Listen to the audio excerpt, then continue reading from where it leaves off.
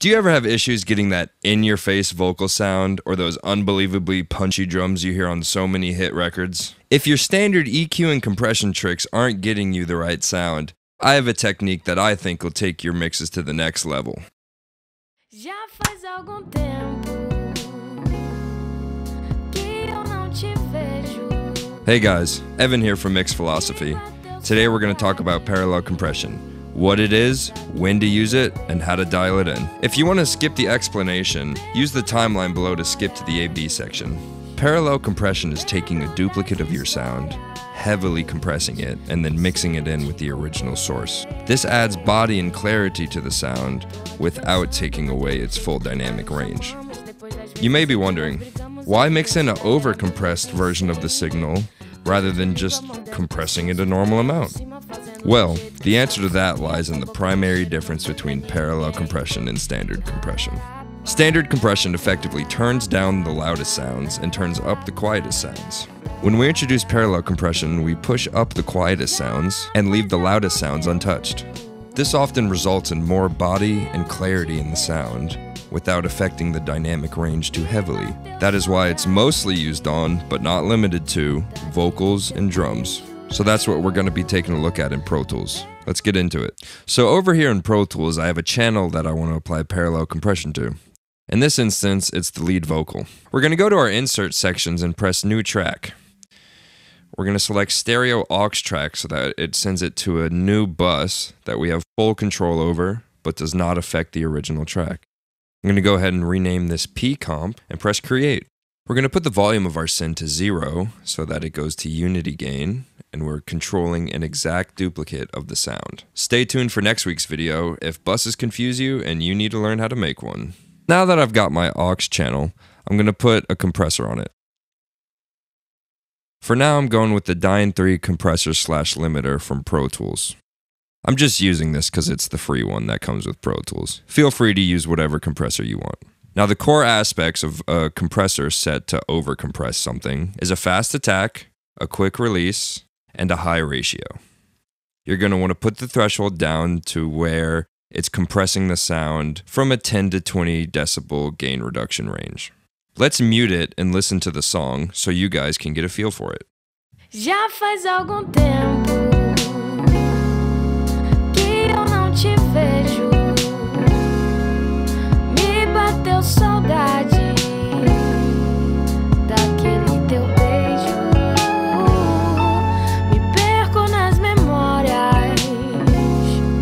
Me lembro das histórias que sempre te contei. It sounds really nice. The vocal performance is rich and dynamic and has both loud and quiet words. Now I want to bring out those quiet words and those nuances without destroying the dynamic range of the sound. So, over here on our parallel compression channel, let's keep it muted and pull this threshold down till we see about -15 gain reduction over here. It's worth saying that this is essentially the same as a compressor with a dry-wet knob. Over here, our main channel would be the dry signal, and our parallel compression channel would be the wet signal. I prefer faders over a mix-wet knob because I feel like I have more control over the sound. Let's set the fader to 0, unmute it, and play the song again, and dial it in to be within the range we want. Já faz algum tempo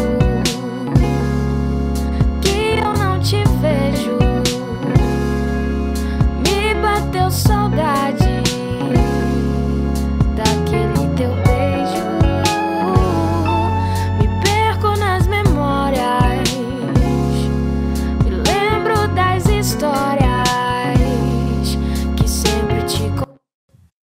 Now, I dialed that in by pulling down the threshold. I also pushed up the ratio a little bit.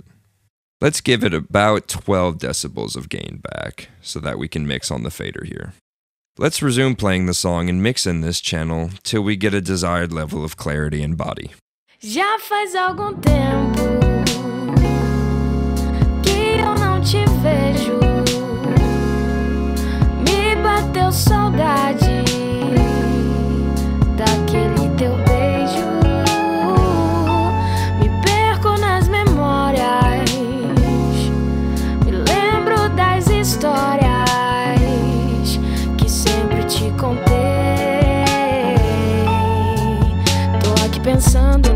jeito que nós nos amamos, depois das vezes em que nós brigamos. As you can hear, we've pushed the vocal to the very front of the mix. And despite the performance still feeling dynamic, we can hear each word at about the same level of perception. Let's listen to the part of the vocal with a more percussive rhythm. Without parallel compression, some of the details get lost. Let's A-B it. Tô aqui pensando naquele jeito que nós nos amamos, depois das vezes em que nós brigamos, a intensidade era 1000 vezes 100. Beijo de língua mordendo o pescoço, tu vinha por cima fazendo do jeito que só tu sabia. Tua boca, teu cheiro não tem pra ninguém.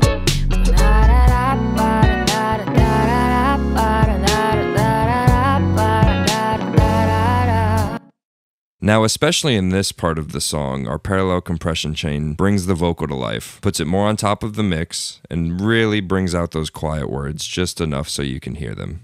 Let's see how we can apply parallel compression to drums. So I've opened up a session here of more royalty-free stems, except for this song's a little bit heavier. I've set up a parallel chain here with a model of an 1176 compressor. This is one of my favorite compressors for this technique, especially on drums. In this plugin, we have the attack all the way fast, or just shy of all the way fast, and the release at all the way fast. The input is cranked, and the ratio is set to all. And in this plugin, all just means a very high ratio. Again, do not overthink it. Just attack fast, release fast, smash the sound. Let's listen to it with my channel.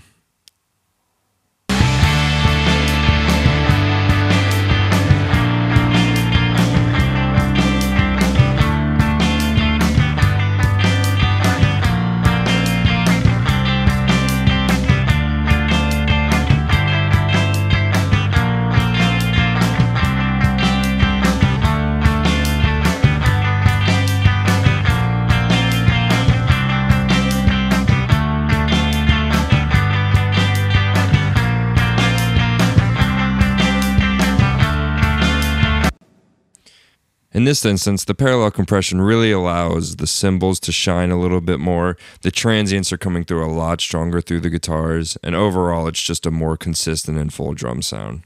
Let's skip to a section of the song where things get a lot more hectic so we can hear the difference there.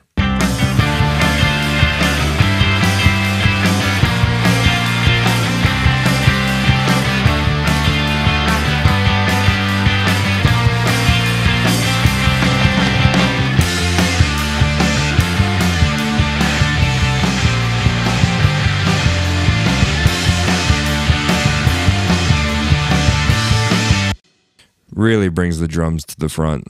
Now again, you can use any plugin you want for this. As long as you can control the attack and release, you can do this. Doesn't matter what DAW or what plugin. If you enjoyed the content, like and subscribe. If you got a question, put it in the comments, and we'll see you next time.